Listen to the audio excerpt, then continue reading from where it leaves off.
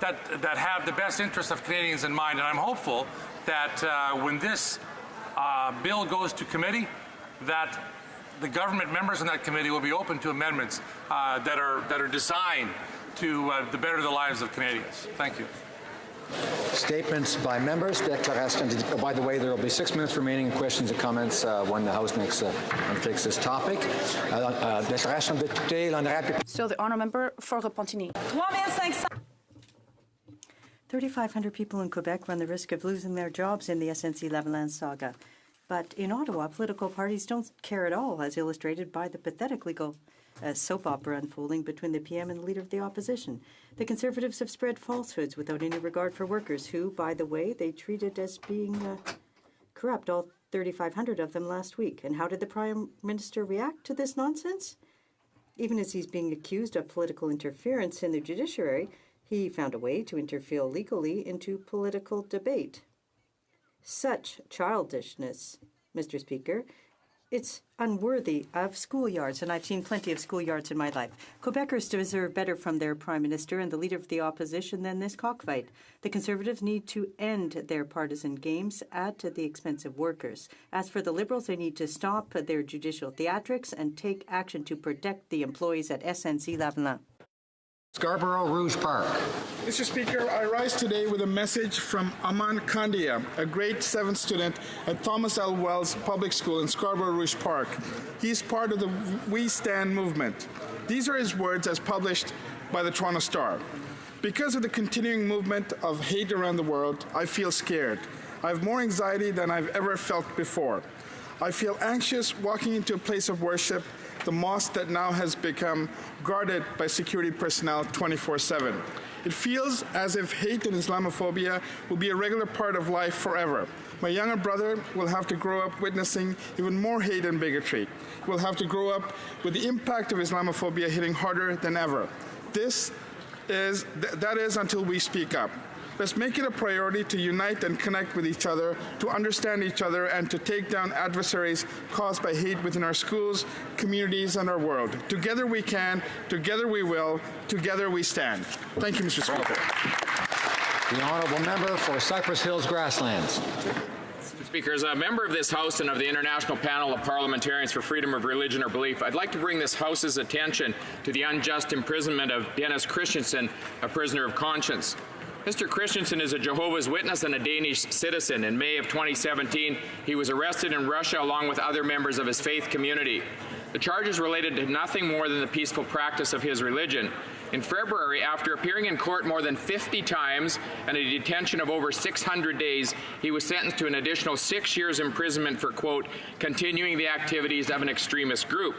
His arrest is one of the many measures Russia has taken to crack down on Jehovah's Witnesses, which include Russia's Supreme Court officially banning it as an extremist organization. Mr. Speaker, this is a gross violation of Article 18 of the Universal Declaration of Human Rights. Will this Liberal government put the spotlight on Mr. Christensen's imprisonment and oppose this grotesque assault on religious freedom in Russia? Honorable député de Pierrefonds-Dollard. The honourable member for Pierrefonds-Dollard. This is a very serious lung disease that affects far too many Canadians. Over 20 years ago, Parvinder Maloney watched as his mother died from this disease. So you can imagine how he felt when he was diagnosed with the same disease 5 years ago. His outlook was not good, and as his condition deteriorated, he received on Mother's Day last year a life-saving donor lung. Now, Parvinder firmly believes that was by fate of his mother's intervention. So to honor her, he and his brother Narinder have set up the Prakash Kar Ahluwalia Maloney Fund. And to date, they've raised $70,000 for the Canadian Pulmonary Fibrosis Foundation. And I invite all members of this House to join me in congratulating the brothers on the wonderful work they've done to support this excellent cause. Bravo. The honourable member for Victoria. Since we learned from the Panama Papers the enormous scale of overseas tax evasion 3 years ago, $1.6 billion have been recovered globally, but yet there hasn't been any charges or any convictions in Canada. The minister never tells us how much she's actually collected, Last week, the parliamentary budget officer said he can't get the CRA to give him the data to measure how much we are losing to tax evasion and threatened to take the Liberals to court. Canadians are fed up with the lack of tax enforcement for the 1%. Recovered revenue could be used to fund pharmacare, build housing, and invest in infrastructure. 9 out of 10 CRA professionals have agreed, and I quote, "It's easier for corporations and wealthy individuals to evade and/or avoid tax responsibilities than it is for ordinary Canadians." Close quote. Tax experts agree that my private member's bill, C-362, would help, but again, the government is silent. Will the Liberals please get serious about our tax evasion crisis? The honourable member for Don Valley East.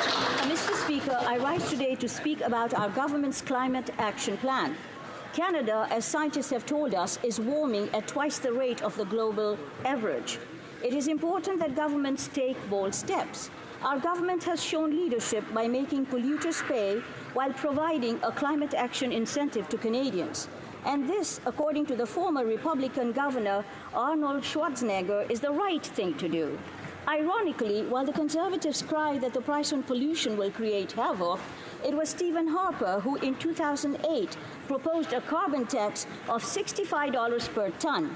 Ours is only $20 a ton. Talk about hypocrisy.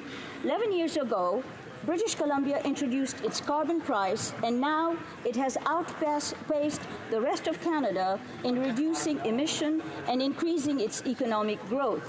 This is proof that price on carbon works. Thank you, Mr. Speaker. Honourable member for North Okanagan-Shuswap. Mr. Speaker, it's been a stretch of bad news for Canadians, all brought on by this Prime Minister and his tax and spend government that has delivered another $20 billion deficit. This deficit will push each and every Canadian, every senior, every newborn, every veteran, and every student over $500 further in debt.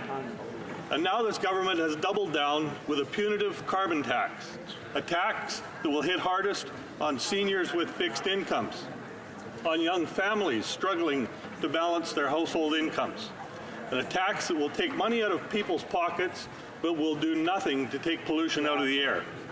Mr. Speaker, I've heard from the people in my riding of North Okanagan-Shuswap, and 90% of them are opposed to this carbon tax grab. It's time for a Conservative government that will end the carbon tax, a Conservative government led by a responsible leader who respects hard-working Canadians, a Conservative government that will let Canadians keep more of their money in their pocket. The honourable member for Kildonan-St. Paul.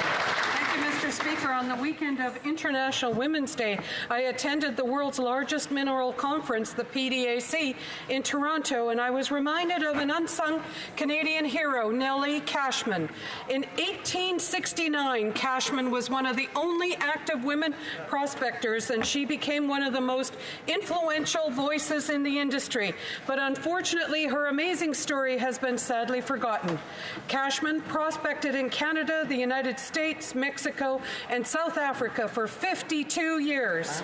She gained the reputation of bravery and leadership by leading a crew on a 77-day rescue mission, braving snow over 10 feet deep in rugged terrain to help 100 ill prospectors and miners.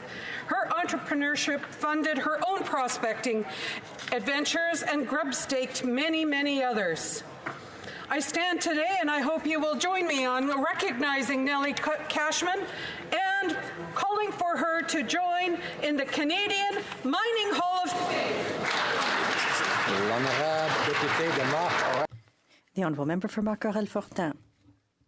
Mr. Speaker, recently I had the pleasure of visiting 710 St. Rose Squadron in Laval, where I attended the Commander's Parade. Squadron cadets perfectly executed a musical performance in preparation for the annual parade on May 18th. As a former Air Force major for Air Cadets at CFB Bagotville, I know how important the work of Squadron Commander Captain Melanie Paquette is, and I thank her sincerely. To all the cadets I had the pleasure of meeting, I congratulate you for your commitment. And As the motto of the squadron you so proudly represent says, I say to you, never give up. Honourable member for Niagara West. On April 1st, the Prime Minister once again increased taxes on Canadians. This time he added another tax, and you guessed it, the carbon tax. My constituents in Niagara West and Canadians across the country are now paying more for virtually everything: gas, propane, groceries, home heating, and much more. Because of this carbon tax, gas has already gone up by 5 cents a litre. In a vast riding like mine, where public transit is limited, my constituents have no choice but to drive their kids to practice after school or to work. So what are the Liberals going to do with all this new carbon tax money of my constituents and of ordinary Canadians? Well, today the Liberals gave us a sneak preview of things to come. They gave $12 million of it to Loblaw stores so they could retrofit their refrigerators.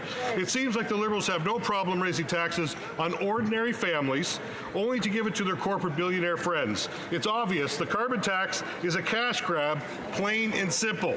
Make no mistake, a Conservative government will scrap the Liberal carbon tax and help Canadians keep their hard-earned dollars where they belong, in their wallets. Hear, hear. The honourable member for Cambridge. On April 24th, we remember and honor the lives of more than 1.5 million Armenians who were killed during the Armenian genocide. In remembering this atrocity, we work to recognize, understand, and prevent genocide around the world today. All nations must recognize genocide and hate as an issue for humanity, and one which we must confront. The victims' memories are desecrated by many people who actively deny that these horrific events occurred and who perpetrate hate today. We must recommit ourselves to making genocide history, never to happen again. To the Armenian community in Cambridge, across Canada, and Armenians around the world, I stand with you in recognizing, remembering, and proclaiming never again. Hear, hear. Good job. Honourable member for Surrey Newton. Vaheguru Ji ka Khalsa, Vaheguru Ji ki Fateh. Mr. Speaker, today in Ottawa, we celebrated the annual Baisakhi on the Hill. On April 20th, in my riding of Surrey Newton, 500,000 people from all backgrounds will come together to celebrate the birth of Khalsa.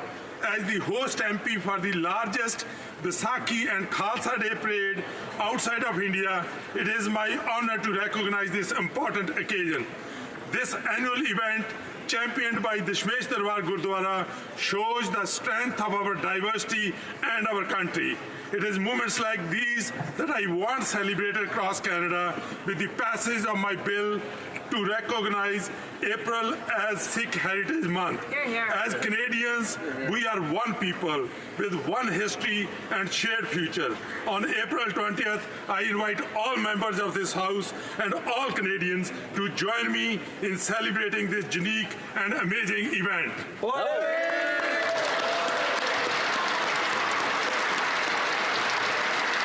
The honourable member for Yorkton Melville. Speaker, last week 338 young Canadian women sat in this place. Although a small Conservative cohort was chosen, those principled, intelligent, articulate Conservative women made their mark with grace and tenacity in the midst of adversity. Along with their colleagues, Caitlin Kitsan, a U of S agribusiness student, third-generation cattle and grain farmer from my riding of Yorkton Melville, made us proud. She spoke to the plight of our farmers facing international trade disputes, transportation issues, and harmful environment policies.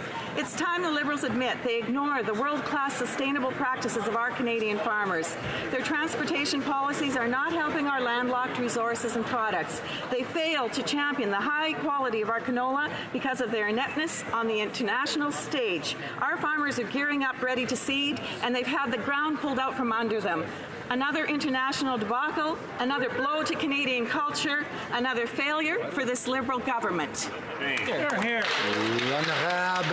député. The Honourable Member for Nickel Belt. Thank you, Mr. Speaker. April is Be a Donor Month in Ontario. In Canada, on April 7th, we mark Green Shirt Day in honour of Logan Boulet. He made the ultimate decision to become an organ donor and saved 6 lives doing so. His action led 100,000 organ donor registrations. Organ donor list die waiting for a second chance. But a hero emerged with Logan. Facing an unspeakable loss, the Boulay family saved lives. Many individuals and families live with pain, anxiety every day, hoping that a selfless act will allow them a second chance. I ask all Canadians to take charge, to find their courage, channel your hero, and have the conversation at the kitchen table with your family. No more excuses. It takes 2 minutes. Please register and be a donor today. Merci. The honourable member for Skeena-Bulkley Valley. Mr. Speaker, what a week it was last week. 338 young women took over Parliament. 338 strong, passionate voices came to the House of Commons for Daughter of the Vote and spoke truth to power, either in silent protest, dignified, or in raising issues that need answers. As much as we gained from them, Mr. Speaker, all Canadians were able to gain so much more. These young women came here, and one of them, Megan Metz, who represented Skeena-Bulkley Valley, a young, powerful Heisel woman, talked of meeting the former Attorney General, and this is what she told Canadians. It was really awesome to see people that looked like me, that had on regalia, that also had on traditional bracelets. It was really empowering. I was really upset and overwhelmed, and like maybe I don't have a place here when she was removed. But seeing how many supporters we have, I do believe I belong here. I do believe I have a place here. Yes, you do, Megan, and we should work a lot harder to make sure many more people like you join us in the House of Commons. Bravo! The honourable member for Leeds, Granville, Thousand Islands, and Rideau Lakes. Mr. Speaker, since the Prime Minister can't kick the Leader of the Opposition out of his cabinet or caucus, we found out yesterday that he's suing him for having the audacity to question the Prime Minister's role in the SNC-Lavalin scandal. Now, I've seen the Opposition Leader's criticisms about the Prime Minister's many failures, like an embarrassing trip to India, how he broke ethics laws, or paying $10.5 million to a convicted terrorist, and how he's failed our veterans. So, since the Leader of the Opposition is clearly renting a lot of space in the Prime Minister's head, I have some suggestions on things he can do to make some room. One, the Prime Minister should immediately unfriend him on Facebook, block him on Twitter, and unfollow him on Instagram. And stop the thought of taking any selfies, because we know that'll show him how upset the Prime Minister really is. If these actions don't stop the Leader of the Opposition, there's always the option to apply his admiration of a basic dictatorship and place the Opposition Leader under house arrest.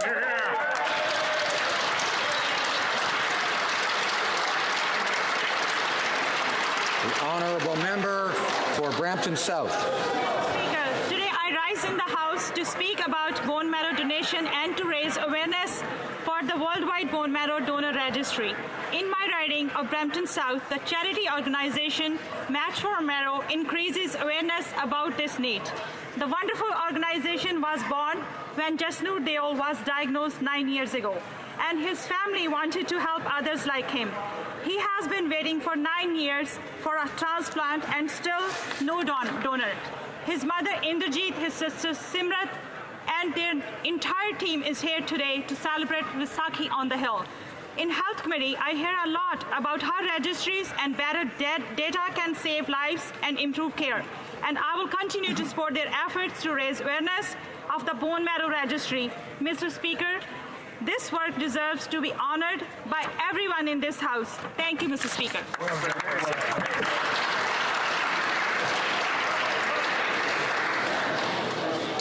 Oral questions, questions orales. The honourable Leader of the Opposition.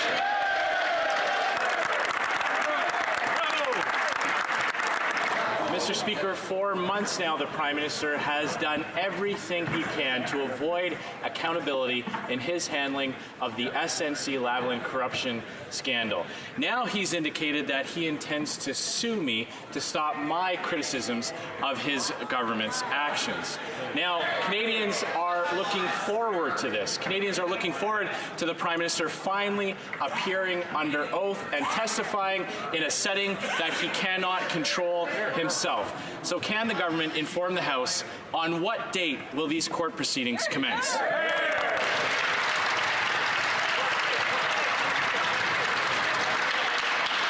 The Honourable Government Order. The Honourable Government House Leader. Mr. Speaker, these Conservatives and, frankly, their leader have a history of making untrue and defamatory statements for political gains. In response to a lawyer's letter in December, the Conservative leader deleted tweets that were defamatory to the Minister of Innovation. We put him on notice again because there are consequences for making false statements. At his press conference, he's already refrained from repeating some of his false statements. He should not be misleading Canadians. But here is a question Canadians want to know from the Leader of the Official Opposition. Has he deleted tweets since he received that notice? Thank you, Mr. Speaker. The Leader of the Opposition, order. Well, Mr. Speaker, they asked a yes or no question, and I can answer a yes or no question. No, I have not deleted tweets because I stand by everything I said in those statements. Now, la réalité de cette... The reality is that the Prime Minister directed a political interference campaign, and he's trying to silence his opponents now. Canadians deserve answers without him trying to block those answers. When will this court case start? The Honourable Government House Leader. Mr. Speaker, the response that the opposition leader gave once again shows why we had to give him that notice. Because on March 31st, the same day that he received the letter, he deleted and changed one of his defamatory tweets. He did the same thing with another defamatory statement that he had made on February 11th. We will not remain silent while the Leader of the Opposition is misleading Canadians. That is not how we work in this place or in this country. Thank you, Mr. Speaker. Order. L'honorable chef de l'opposition. Honourable Leader of the Opposition. The Government House Leader wants to talk about falsehoods. Let's run down a few of them. The Prime Minister said that the former Attorney General never came to him with her concerns.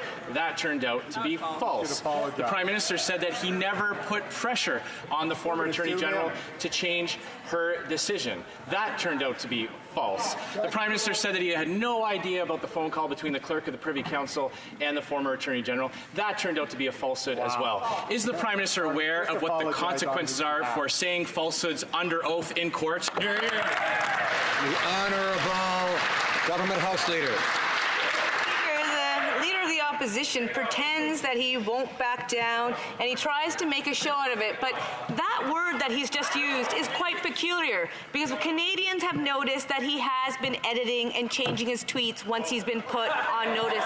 The Leader of the Official Opposition and Conservatives, these Conservatives, know very well that there are consequences when you intentionally mislead Canadians. It is not suitable. We know that it's false because while he's saying that, he's already been editing online statements or erasing them entirely and backpedaling during his press conferences, just like he did yesterday. This past December, he was again forced to take down a statement.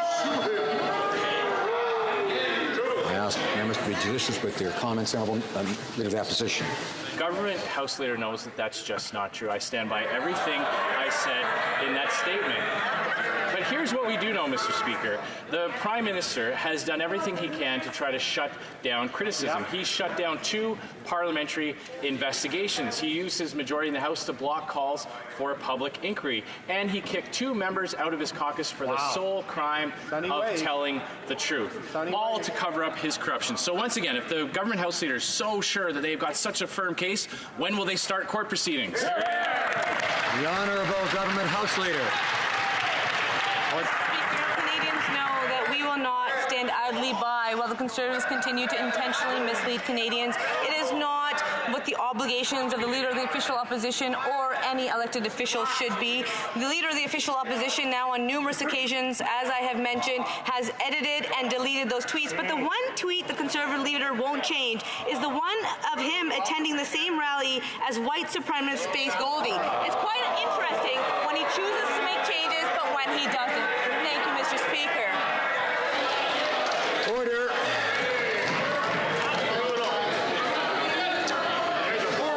Order.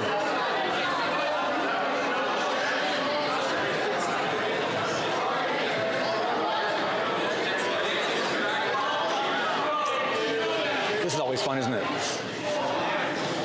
The order. The Honourable Leader of the Opposition. Mr. Speaker, this is nothing but a disgusting attempt to deflect from their own despicable handling of this corruption affair. We will always denounce those who promote hateful ideologies while standing up for energy workers fighting for their jobs. Now, again, if the government is so sure of their case, why can't the government House Leader inform the House on what day the Prime Minister will show up in court under oath? The Honourable Government House Leader. Mr. Speaker, as I have stated clearly, yes, we have again put the Conservatives on notice because they intentionally are misleading Canadians. What we have seen that on March 31st, the exact day when he received this letter, he deleted and then edited one of his defamatory tweets. Mr. Speaker, the Leader of the Official Opposition and his team, these Conservatives, did the same thing when they were put on notice by the Minister of Innovation because they continue to make misleading Canadians in this House, and they try to do it outside of this House. But what they did when they were served notice, Mr. Speaker, was to change those comments. But when it comes to his presence with Faith Goldie, he will not do such a thing. Order. Order. The Honourable Member for Burnaby South. Thank you, Mr. Speaker. The member for Markham-Stouffville described how the Prime Minister went from saying that there's nothing about the allegations then to saying they don't really matter. She disagreed and, quote, said, "I believe that it does matter that attempted interference took place," and she was kicked out for speaking up. Mr. Speaker, this is about a powerful corporation given special access, about interfering in criminal cases. Will the Prime Minister promise Liberals will not politically interfere with the decisions of Canada's top prosecutor? Hear, hear. Honourable Government House Leader. Mr. Speaker, when it comes to this matter, first of all, members of the Justice Committee have actually set parameters that they had to have this conversation. They actually invited witnesses to appear. Witnesses appeared and responded to those questions. All testimony is now public because the Prime Minister waived solicitor-client privilege as well as cabinet confidence. I know that that member is new to this place, but I encourage him to really look at the record when it came to the votes that took place. He should know that when it comes to the public prosecutors, that there is no possibility of political interference. Thank you, Mr. Speaker. The Honourable Member for Burnaby South. 5 former attorneys general were so concerned that they wrote to the RCMP asking for an investigation. And a Toronto lawyer has also written to the RCMP commissioner calling for a criminal investigation into the Prime Minister's potential political interference. More than ever, people want to know what happened. Why is the Prime Minister refusing to order a public inquiry? Honourable Government House Leader. Mr. Speaker, we know that the members who sat on the Justice Committee did their work. They called witnesses. Witnesses came. They testified. All of the facts are public because the Prime Minister waived solicitor-client privilege and cabinet confidence. We know that the Ethics Commissioner is doing an investigation, and we need to respect our institutions. We do respect our institutions. We believe that they work, and I encourage the member across the way to trust them as well. Thank you, Mr. Speaker. The Honourable Member for Burnaby South. Mr. Speaker, according to a new survey, a majority of people are concerned about the effects of plastic pollution on the environment. And they think that Liberals should be doing more. We in the NDP have already announced that we will ban single-use plastics by the year 2022. Other countries are already taking similar steps. So when will the Liberals start taking real steps against plastic pollution? The Honourable Minister for the Environment. Mr. Speaker, I'm very proud of what our government is doing. We went to the G7, where we took a leadership role. We have a charter on plastic pollution with other countries in the world, as well as with corporations. We know this is a big issue. We are also working with provinces and territories to have a zero plastic pollution national plan. We're all working together. For Burnaby South. We need to ban single-use plastics, Mr. Speaker. 1.6 billion plastic coffee cups sit in Canadian landfills. Nearly 8 million plastic bags are thrown away daily. The science is clear. Plastic pollution is threatening our ecosystem, our food supply, and the very health of Canadians. Yet Liberals refuse to stand up to plastic polluters, to plastic producers. It seems Liberals can't even stand up to any powerful corporation. Will the Prime Minister stand with us and ban single-use plastics by 2022? Well, Minister of Environment. When we hosted the G7, we took a leadership role. We said that we need to ensure that we don't have more plastic pollution in our oceans than fish by weight by 2050. That's why we brought in the Ocean Plastics Charter, which sets clear targets for countries around the world. That's why we're supporting developing countries who need support with their waste treatment facilities so we don't end up with plastic pollution. And that's why we're meeting with provinces and territories and working with businesses to have zero plastics waste strategy. We need to be working with provinces, we need to be working with cities, and we need to be working with Canadians. And we banned microbeads July 1st, and we need to keep on doing more. The honourable member for Lakeland. Mr. Speaker, the Prime Minister shut down 2 committees, booted 2 MPs, and is holding documents 200 days past the deadline of an access to information request to hide the truth from Canadians. After months of misleading contradictions and changing his story to cover up his wrongdoing, now he's trying to shut down the opposition by threatening a lawsuit against our leader. Canadians look forward to the Prime Minister giving evidence, providing testimony, and being accountable, finally, under oath in open court. When will the Prime Minister follow through on his threat? Well, Government House Leader. Mr. Speaker, it's important that Canadians always know that we will not stand idly by while the Conservatives intentionally mislead Canadians. And these Conservatives and that leader of the official opposition, they have a history of doing this. And that's exactly why the day they were served notice, that very same day on March 31st, they deleted and edited a tweet because they know that they should be more judicious when it comes to their word choices. It's exactly the same thing that he did when it was the Minister of Innovation who provided him on notice in December. That member might not know the court of law, but you should know by providing him notice, the process has already begun. I heard many comments during that answer, including from my friend, the honourable member for Chilliwack, and I think he knows that we like to hear from him, but only when he has the floor. He'll get his chance in due course. Probably, you know. The honourable member for Lakeland.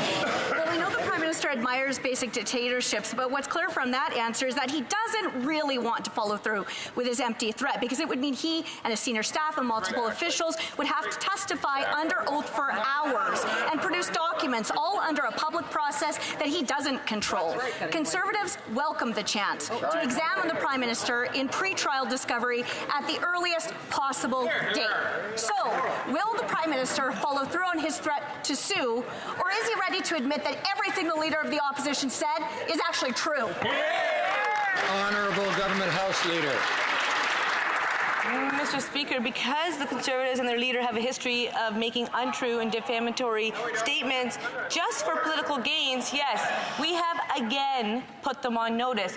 When they were first put on notice, Mr. Speaker, the leader of the official opposition deleted and then edited tweets because he knew that those comments were not appropriate and he knew that legal action could be taken. And anyone who knows the court system would know the first step is putting them on notice. So therefore, the process has already begun, Mr. Speaker. We will not idly stand by while the Conservatives mislead Canadians. Thank you, Mr. Speaker.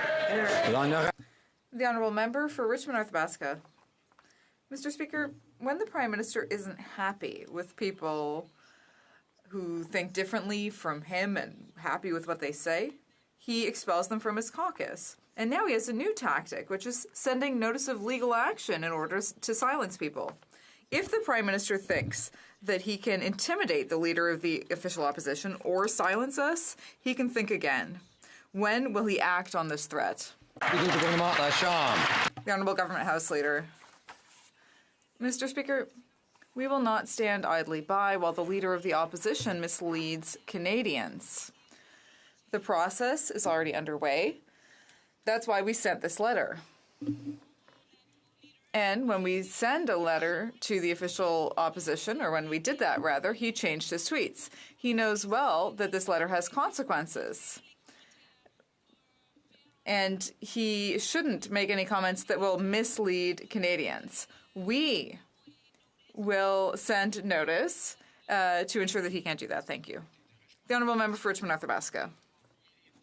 After having denied the facts, after giving a new version of the truth every week, after expelling 2 upstanding ministers because they didn't think like him, now we have a Prime Minister who's sending notice of legal action to try to intimidate and silence the opposition. If the Prime Minister thinks that this new tactic will work, he's wrong. If he has nothing to hide, let him act on this threat. Let him table his evidence and testify under oath. The Honourable Government House Leader. Thank you, Mr. Speaker. The Leader of the Opposition is trying to mislead Canadians, but we know that this is not true because he's already deleted and edited tweets, and he's refused to repeat what he said in a press conference. Last December, he had to delete a statement that was defamatory against the Minister of Innovation. False statements have consequences, and that's why we served notice to the Leader of the Opposition. Thank you. Member for Chilliwack Hope.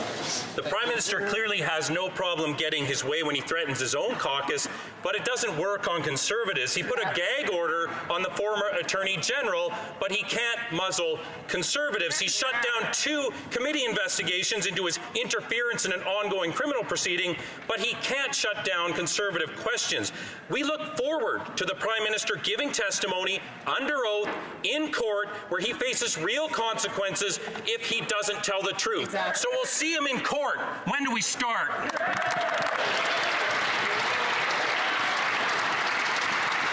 The Honourable Government House Leader. Mr. Speaker, I will once again confirm that yes, we again have put the Leader of the Official Opposition and these Conservatives on notice. And on March 31st, the exact day when he received this letter, he deleted and then edited one of his defamatory tweets. Mr. Speaker, there's a repetitive behavior here. This is something that the Conservatives have done on numerous occasions because he did the same thing with another defamatory statement he posted on February 11th, another time that we had to serve him notice. When the Conservative leader continues to make false statements outside the House, he must be called out, Mr. Speaker. We will call him out to ensure that he does not mislead Canadians. I'm getting constant chatter over here during answers. I shouldn't be hearing that. Members know that each side gets to have their turn. And that's important in this system, in our democracy. And members need to respect the fact that others may have different views and different things to say than they might, but we still have to listen to all of them. The Honourable Member for Chilliwack Hope. Well, Mr. Speaker, the Government House Leader has found the elusive edit button on Twitter, which does not exist, Mr. Speaker. You can't edit tweets. Now, they should be terrified of the Liberal Prime Minister appearing in court under oath to testify. Only last week, he testified in this House that he admitted that the former Attorney General had brought her concerns of his political interference to him directly. Canadians want to know what other truths he's been hiding. So when will the Prime Minister follow through on his notice and see us in court? Honourable Government House Leader. Mr. Speaker, that member has just once again proved my point because every time I've answered, I've said that the Leader of the Official Opposition has deleted and then edited the wording of those tweets. He knows that very well because that's exactly what it says. But the Conservatives will never let the facts get in the way of them misleading Canadians. They act tough, but they're already going back and changing their online statements, and Canadians can see that for themselves. They did it on March 31st when they were served notice. They did it on February 11th when the Minister of Innovation served them notice. The only one tweet that the Conservatives will not change is their affiliation with Faith Goldie. They seem to be very proud when it comes to those actions. Order. Order. The honourable member for Timmins, James Bay. Speaker, a decision was made to leak confidential information about Chief Justice Joel's Supreme Court application. This is a very serious breach of legal obligations, but the leak went further by trashing his reputation, insinuating that he was a Harper ideologue who would undermine the Charter, and this was baseless and without merit. Justice Joel's privacy and reputation was treated as cannon fodder in this Prime Minister's ongoing attempt to smear the former Attorney General. Very few people had access to that information. So who gave the order to spread the smear, and who leaked the information? Oh, Minister of Justice. Speaker, Canadians should have complete confidence in the administration of justice. Our nomination process to the Supreme Court, Mr. Speaker, is solid, it is merit-based, and considers Canada's finest jurists for the shortlist. As I've said, Mr. Speaker, I'm deeply troubled by the publication of personal details from the most recent selection process, and will ensure in any upcoming processes that this does not happen. The honourable member for Timmins, James Bay. Well, I really like the minister. I hope he won't sue me for pointing out that there's a dumpster fire going on behind him. Because, well, let's be referred to the former president of the Treasury Board, who says what we're dealing with are fundamental questions of the Constitution, ethical behavior, and leadership. She says, quote, Canadians deserve to know that someone has taken responsibility. Responsibility. Now, I know that's been a very hard word for our Prime Minister, but we are talking about the rule of law here. So to the Attorney General, let's try this again. Who gave the order to leak the information to smear the former Attorney General and Chief Justice Joel? Who did it? Honourable Minister of Justice. Mr. Speaker, the integrity of our process depends on the confidentiality of all the parties involved. As I've stated, I am troubled by the publication of personal details, and it is unfair, Mr. Speaker, to any of the parties involved when this kind of personal information is weaponized for political reasons. Mr. Speaker, I am confident that the leak did not come from my office, and the Prime Minister has already stated that it did not come from his office. Alors. Order. The honourable member for Charlebourg-Saint-Charles. Mr. Speaker, last February the Prime Minister said that the Globe and Mail story was false. But now we've seen a development in this corruption scandal around the Prime Minister. He's now trying to intimidate the Leader of the Opposition with a threat of legal action. After having hidden the truth from Canadians for months, maybe now we'll finally find out what the truth is in front of the courts. The Prime Minister will have to present his evidence and testify. He won't be able to hide anymore. As he prepares for the trial, can the Prime Minister assure us that he made sure all of the documents related to this corruption scandal were preserved? The Honourable Government House Leader. Mr. Speaker,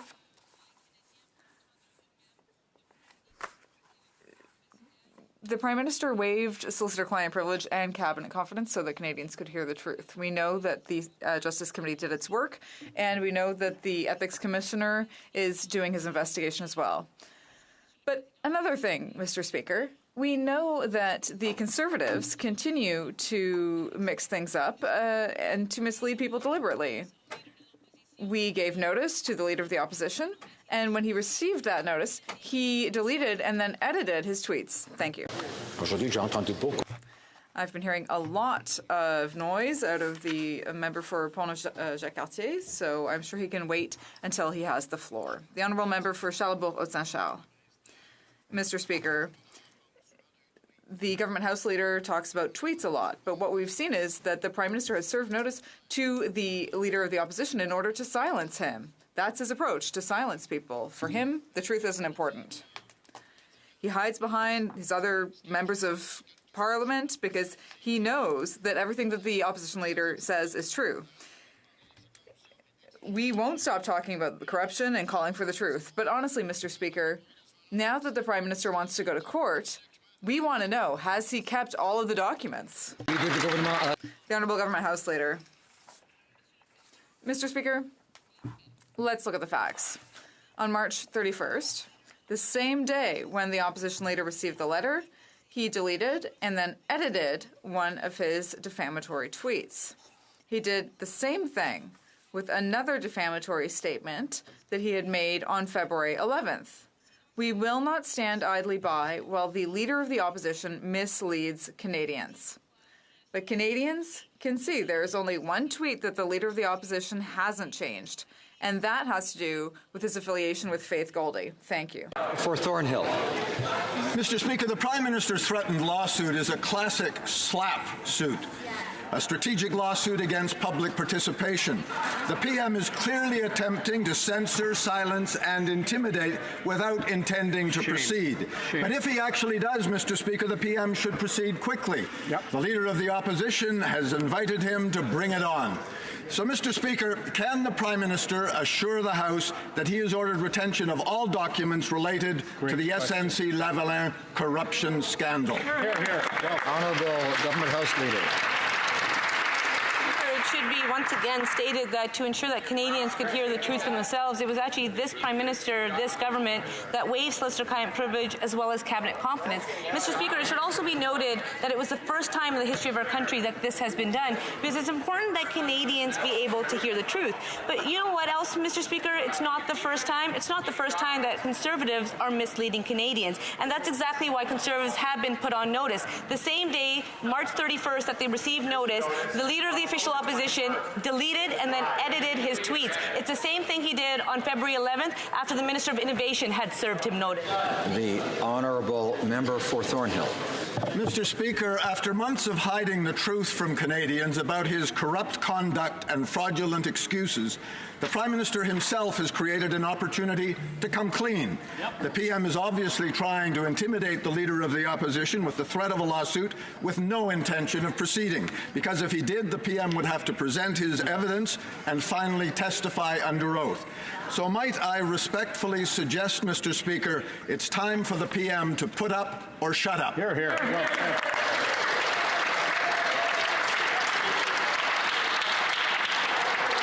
I, of course, will encourage my Honourable friend from Thornhill to be judicious in his choice of wording. The Honourable Order. The Honourable Government House Leader. Mr. Speaker, the member from Thornhill should not only be judicious of his words, but he should have respect for this chamber and he should retract those comments. When it comes to a Prime Minister of Canada, any Prime Minister, whether I've agreed with them or not, they are the Prime Minister of our country, and we should be proud of our democratic institutions. These individuals are elected by people, and we should be respectful of Canadians from coast to coast to coast. Unfortunately, that is something that member and Conservatives are lacking. It's interesting to see that all of a sudden they have found newfound respect for our institutions. When it comes to the Justice Committee, they did their work. When it comes to the officer, thank you. L'honorable député de Jonquière.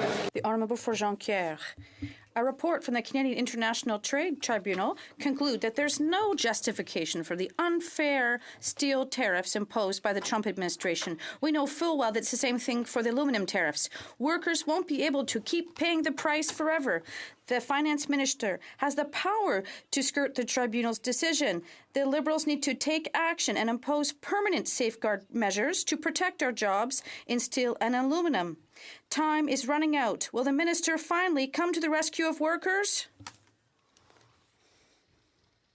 The Honourable Minister for Foreign Affairs. Mr. Speaker, American tariffs are unjustified on Canadian steel, aluminum, and they have to be eliminated. And that is the message we're constantly sending to the U.S., including during a meeting I had on October 7th.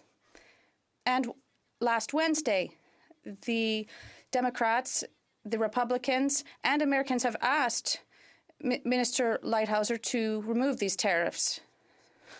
Last week, steelworkers received the shocking ruling from the Trade Tribunal that safeguard measures won't be permanently imposed. Wow. Workers have already lost hundreds of jobs under the unfair steel tariffs imposed by Trump, and they can't believe that Liberals signed the new NAFTA with them in place. Remember when the Prime Minister told steelworkers that he had their back in Hamilton? Now is the time to show it.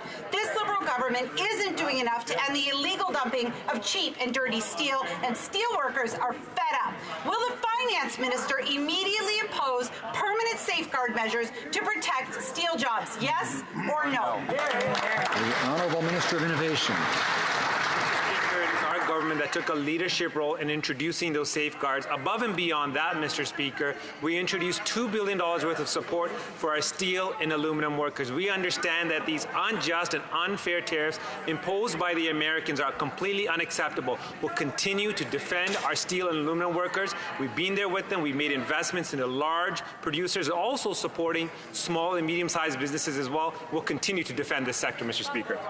A member for Scarborough-Guildwood. Mr. Speaker, today is a good day for corporate social responsibility in Canada. In the 10 years since the introduction and ultimate defeat of C-300, the Responsible Mining Bill, Canada has evolved from a strong resistance to naming an ombudsman for the Canadian Office of Responsible Enterprise. This office will help support Canadian companies around the world to operate in accordance with international human rights standards. Can the Minister of International Trade update this House on the appointment of the ombudsperson and the establishment of her mandate? All right. Honourable Minister. I'd like to thank my colleague from Scarborough-Guildwood for his leadership, his tenacity, and his perseverance for more than a decade on this file. Today I announce the appointment of Sherry Meyerhauer as the first ever Canadian ombudsperson for responsible enterprise. Mr. Speaker, this office is the first of its kind in the world. The ombudsperson will ensure that Canadian firms operating abroad maintain the highest ethical practices. This solidifies our competitive edge and promotes Canada's strong leadership on the global stage. The Honourable Member for Mégantic-L'Érable. Mr. President, yesterday we learned that after organizing a sustained campaign to put pressure on the former AG, the chief strategist and PM has resorted to bullying to muzzle the leader of the opposition. Here's how Emmanuel Latraverse described the PM. He's like a young person who chose to party rather than hit the books and study. On this file, the Prime Minister has failed his governance and transparency class. Mr. Speaker, the leader of the opposition is ready. When will the PM follow through on his threat and testify at court so that Canadians can finally learn the whole truth? The Honourable Government House Leader, Mr. Speaker, to make sure Canadians can hear the whole truth, the Prime Minister waived solicitor-client privilege and cabinet confidence, and that's exactly why all the facts are now public. But, Mr. Speaker, yes, once again, we did give notice to the Leader of the Opposition, and on March 31st, he deleted one of his defamatory tweets.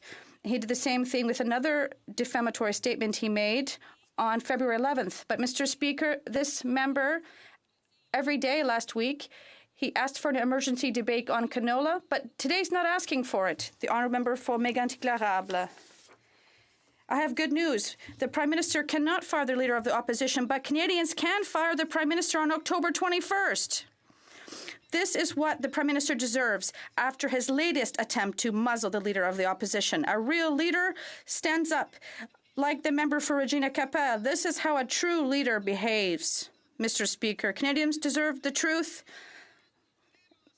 Lies have consequences at court. We want to know now, after his bullying number, will the Prime Minister put up or shut up, Mr. Speaker? Monsieur le Président, comme je sais que mon collègue de Mégantic-L'Érable est très intéressé par le dossier du canon-là, ça me fait plaisir de profiter de l'occasion pour lui répondre, comme il a déjà eu plusieurs fois une réponse à sa question précédente. Alors, je peux... Excusez-moi, alors le Parlement n'a pas l'interprétation simultanée. Est-ce que ça fonctionne maintenant? Is the simultaneous interpreting working? Is it working now? The Honourable Minister. Thank you, Mr. Speaker.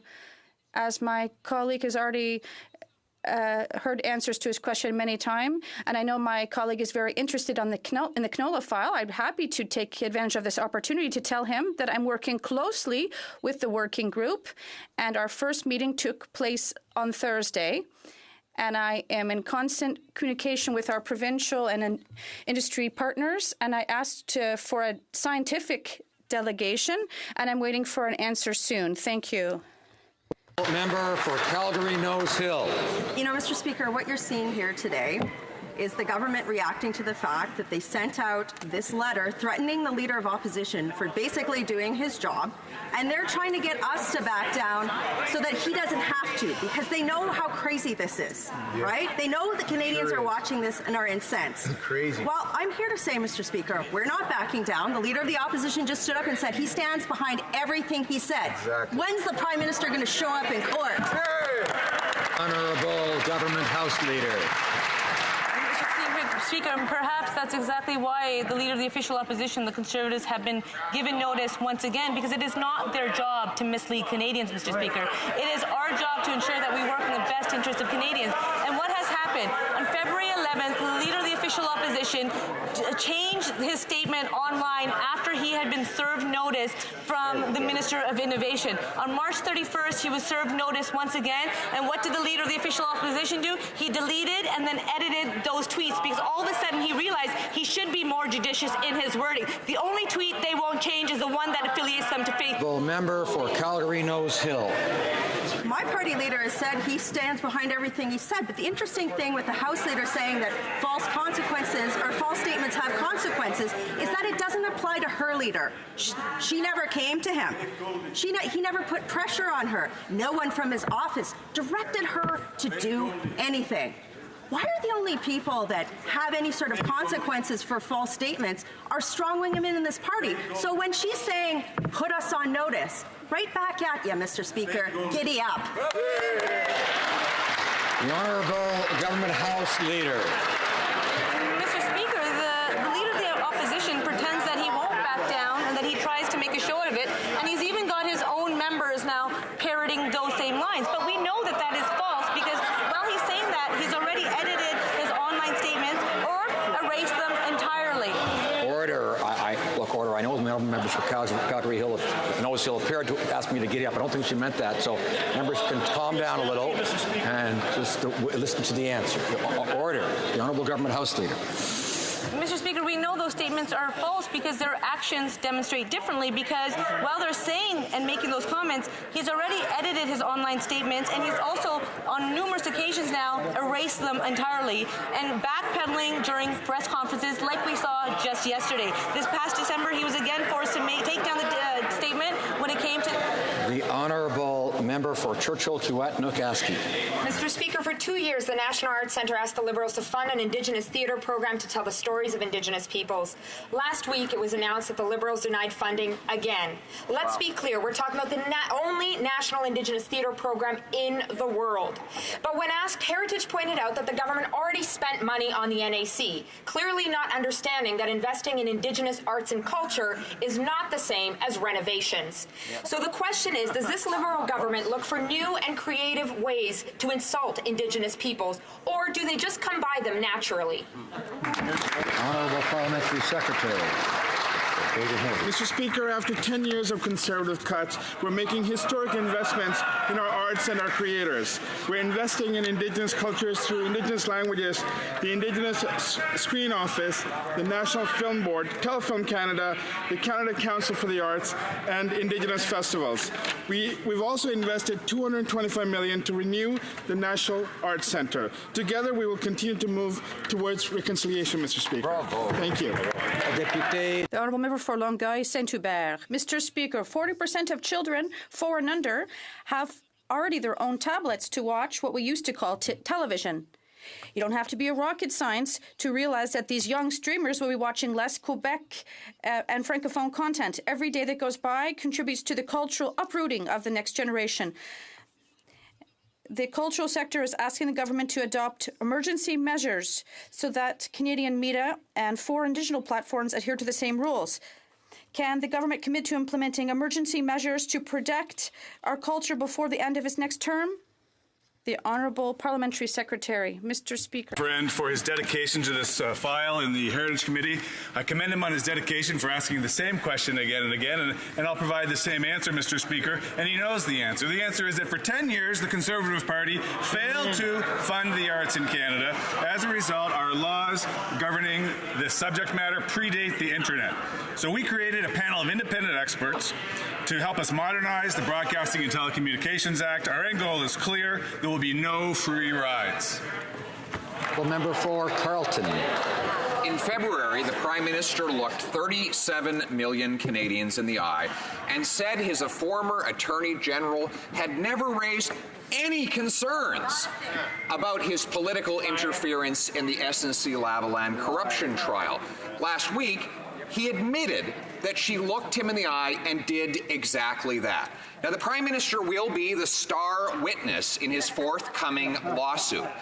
Does he know that it is a crime to lie under oath? The Honourable Government House Leader.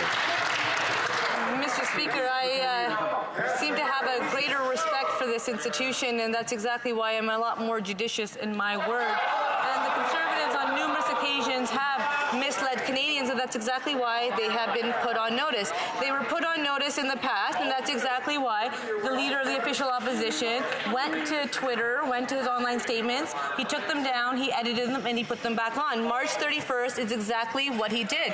And the leader of the official opposition, who is now taunting me, wants to know that how the steps work. The first step of any court case is to put them on notice they have been put. Order. The Honourable Member for Carleton. Great. If anything she just said is true, she can document it and submit it as part of the lawsuit that the Prime Minister is launching later today. But he has to know before he does that, though. When he said that the Globe and Mail story about his political interference in the SNC-Lavalin corruption scandal was absolutely false. So said he. But now we know from text messages, journal entries, and recorded conversations it was absolutely true. So again, does the Prime Minister know it is a crime to lie under oath in a court of law? Honourable Government House Leader. I found the beginning of that member's question quite patronizing, and I always do expect a lot more from the member of Carleton. He's been in this place for a long time. He knows I appreciate his line of questioning and the effort he puts to doing the important work that we do here. Mr. Speaker, for Canadians to be able to decide for themselves, the Prime Minister waives solicitor-client privilege as well as cabinet confidence. Canadians should be able to hear, and that's why the Prime Minister took an unprecedented move. We do have full confidence in our institutions. Yes, we do know the rule of law. That's why it was followed at every single step. That's why all facts are now public. The Conservatives continue. The Honourable Member for Carleton. The Prime Minister told the former Attorney General in September and then Canadians in February that if SNC-Lavalin was forced to go to trial over its fraud and bribery charges, the headquarters and the whole company would leave Canada. We now know that that's not only untrue, but impossible based on an agreement with the Quebec pension plan requiring it stay for at least 7 years. So once again, the Prime Minister will be the star witness in the forthcoming lawsuit that he's launching with the Leader of the Opposition. Does he know that lying under oath in a court is a crime? Honourable Government House Leader. Mr. Speaker, I would hope that every Canadian knows that it's important that we follow the rule of law. I would hope that every Canadian knows that we can have confidence in our institutions, and that's why the work that the Justice Committee did was so important. That's why when it comes to our Office of Parliament, we should have respect and regard for their important work. That's why we know that the Conflict of Interest and Ethics Commissioner is investigating this matter. We have confidence that that office will be able to do their important work. We have confidence in our institutions. We know that the testimony at Justice Committee confirmed that Canadians can have confidence in their institutions as well. Thank you, Mr. Speaker. Honourable Member for Niagara Centre. Mr. Speaker, this Liberal government is reducing export bottlenecks and helping Canadian businesses take advantage of new markets. In the Niagara region alone, we have seen over $2 million in investments to upgrades in the Peace Bridge with respect to their crossing infrastructure to ensure that it continues to serve the people. Order. And businesses. Order. Order. There's far too much noise. Members ought to respect the right of other members to speak and to say things they may not agree with, because they want to be heard when they speak. The Honourable Member for Niagara Centre has the floor. Mr. Speaker. Mr. Speaker, as well, the greater Canadian economy depends on these investments, and we thank the Minister for that.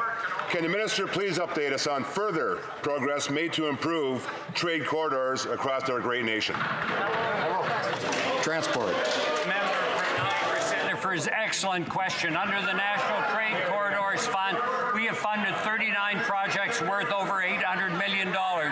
For example, on 50th Street in Edmonton, we're now ensuring vertical separation between road and rail traffic. In New Brunswick, on Coles Island, we're rebuilding 2 bridges to allow heavy traffic to pass. In the Lower Mainland of BC, we're doing all sorts of projects to ensure greater efficiency in rail and cart movements across that lower region. And Mr. Speaker, I'd like to take this opportunity to congratulate my friend, our friend, David Saint-Jacques, for his first place one. The members agree with that. The honourable member for Aurora, Oak Ridges, Richmond Hill. Order. Mr. Speaker, the Liberals want to turn the page on S&C, but instead they keep throwing fuel on the fire. Now the Prime Minister is threatening the Leader of the Opposition with a defamation lawsuit. But this isn't a threat, it's good news. The Prime Minister would finally have to tell the truth under oath. Canadians deserve the truth. When will the Prime Minister bring this scandal before a judge? Or is he afraid his changing story will fall apart in a court of law? Honourable Government House Leader. Speaker, it's important that Canadians hear the truth, and that's exactly why the Leader of the Official Opposition and the Conservatives have again been put on notice. They are misleading Canadians, and we will not stand idly by. Mr. Speaker, this is not the first time they did this. They've been put on notice in the past, and that's exactly why they changed their online statements. They deleted and then edited tweets. March 31st, just last week, they were again provided notice, and that's exactly why the Leader of the Official Opposition deleted and then edited his tweets, because he was put on notice. He knows better than to be misleading Canadians. We will not, once again, stand idly by while the Conservatives... The honourable member for North Island, Powell River. Mr. Speaker, last year the Liberal government began taxing Veterans' Career Impact Allowance as capital gains. Veterans can no longer split that income with their spouses, which for some means going from receiving a $4,000 tax rebate to owing the government $800. VAC has corrected some cases and refused to fix others. Veterans shouldn't be caught up in the middle of government departments not wanting to take responsibility for their mistakes. Will the Liberals commit to fixing this for all veterans? Parlementaire des anciens combattants. Merci, Monsieur le Président. Le bien-être des vétérans et leurs familles est notre première priorité. The well-being of veterans and their families is our top priority. And also, the benefits are part of this. And we're going to take this file very seriously, and we're going to compensate fairly all veterans. Thank you, Mr. Speaker. Silence. Mr. Speaker, every day public safety officers put their safety at risk to help and protect Canadians. As a result, they are often exposed to dangerous and traumatic situations that may lead to post-traumatic stress injuries. Public safety officers and their employers are struggling to respond adequately. Can the Minister of Public Safety explain to this House steps that he has taken to help public safety officers find the treatment they need? Good question. Well, Minister. Mr. Speaker, in addressing the mental health needs of the emergency workers who protect Canadians, there is always much more that we can do together. A national PTSI action plan released today will support prevention, early intervention, stigma reduction, care and treatment for all types of public safety personnel right across the country. It lays the foundation for better, more accessible treatments for PTSI. It is based upon a $40 million investment in research and a $5 billion transfer to provinces and territories to improve mental health services across the country. This is an issue we need to treat seriously. The Honourable member for Battleford, Lloydminster. Mr. Speaker, for months the Prime Minister has been trying to keep the truth from Canadians. He expelled 2 women from his caucus who refused to cooperate with his cover-up, and now he's threatening lawsuits to try to silence his opponents. Mr. Speaker, his intimidation will not work. Canadians want the Prime Minister to present his evidence and testify under oath in the court of law. So when will the Prime Minister follow through on this threat? Or is he all talk and no action? The Honourable Government House Leader. Speaker, the process has begun. That's exactly why we sent the Conservatives a letter. But, Mr. Speaker, Canadians know that these Conservatives and this leader of the official opposition has a history of misleading Canadians. So last week, when they were provided notice, March 31st, after they received that notice, you know what they did, Mr. Speaker? They deleted and then edited tweets online to become all of a sudden more judicious in their wording. Mr. Speaker, it's not the first time that they did this. The last time they were served notice in December, again, was another time where they went online, deleted their online statements as well as their tweets. Thank you. The honourable member for Repentigny. When it comes to secularism, the tone is as important as the substance, Mr. Speaker. Well, things are already getting out of hand. On Friday, the mayor of Hansted, accompanied by the member for Mont-Royal, stated that Bill 21 constituted ethnic cleansing. Nothing less. Will the Minister of Justice condemn this unacceptable statement and ask for clarification from his colleague for Mont-Royal, or should we believe that this is the Liberals' position? The Honourable Minister of Justice. Mr. Speaker, our government has always defended and will continue to defend the fundamental rights of Canadians. The Canadian Charter of Rights and Freedoms protects everyone's rights. We can't pick and choose which ones to protect and not protect. Mr. Speaker, our position is clear. It's not up to the state to dictate to people what they can or cannot wear. The Honourable Member for Repentigny. The member for Mont-Royal, his statement was unacceptable, and I don't think the Minister of Justice understands this. He was clear about the government's intention. The legal recourse cannot be undertaken until legislation is adopted, he said. In other words, as soon as the National Assembly votes on this legislation, Ottawa will challenge it in court. Quebecers deserve to know the truth, Mr. Speaker. Can the Minister of Justice commit to not challenging this government secularism bill in court or supporting court challenges? The Honourable Minister of Justice. Canada is a special country, and this is reflected in all of our institutions. Government employees have the right to show their beliefs, and no one should have to choose between a job and the right to wear a religious symbol. It's everyone's responsibility to protect fundamental rights. Any attempt to erode these rights is irresponsible. And Canada is rich thanks to its diversity. Thanks, Gulf Islands. Thank you, Mr. Speaker. As many members here know, today we're commemorating the horrors of the 25th anniversary of the genocide against the Tutsi in Rwanda. Yet, many Canadian military who served in Rwanda, particularly in the second phase of the mission, where it wasn't a failure, but where they did really solid work, go unrecognized on the Veterans Affairs website, unrecognized on the DND website, and still have not had the opportunity, some parliamentarians have had, to go back to Rwanda. They need a medal for that second phase of service, as other governments have done for their veterans who experienced the unbearable. The Honourable Minister of National Defence. To recognize the tremendous work that our men and women do in the Canadian Armed Forces, regardless of mission, is very important. The work that they did in Rwanda was admirable. General Dallaire had an opportunity for him to accompany me to a trip into Africa to making sure that we had the right information so that we can do peacekeeping more appropriately, Mr. Speaker. Recognition of our men and women is part of our defense policy, and we will always look at new ways to recognize them, Mr. Speaker. Thank you.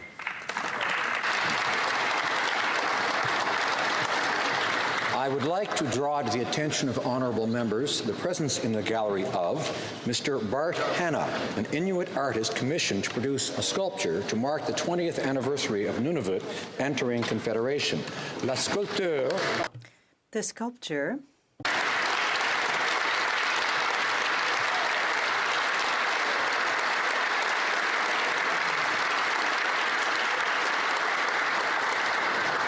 La sculpture. The sculpture, officially unveiled this morning, will be put on display in the West Block until it can be installed permanently in the foyer of the House of Commons, following the restoration of the Parliament building.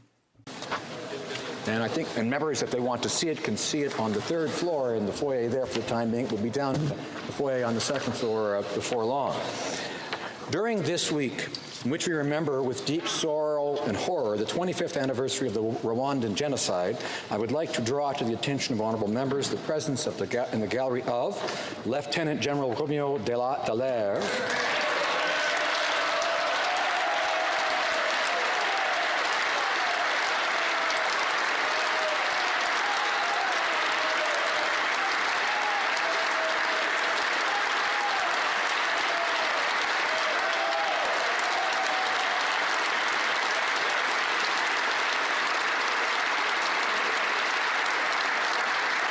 members will also want to applaud because with him is Dr. James Orbinski.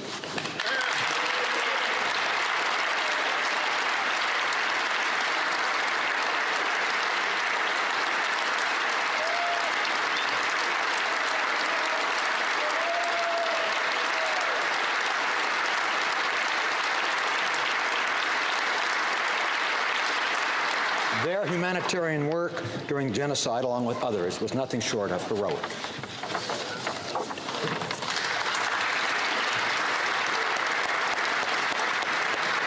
The honourable member for Don Valley West is rising on a point of order. Mr. Speaker, there has been discussion among the parties, and I believe that if you seek it, you will find unanimous consent for the following motion. Whereas during a period of 3 months beginning April 7th, 1994, an estimated 800,000 to 1 million Rwandans were killed in an organized campaign of genocide that targeted ethnic Tutsi as well as ethnic Hutus and others who opposed it. Attendu que ce génocide. Whereas this genocide was made possible by the indifference and inaction of the international community.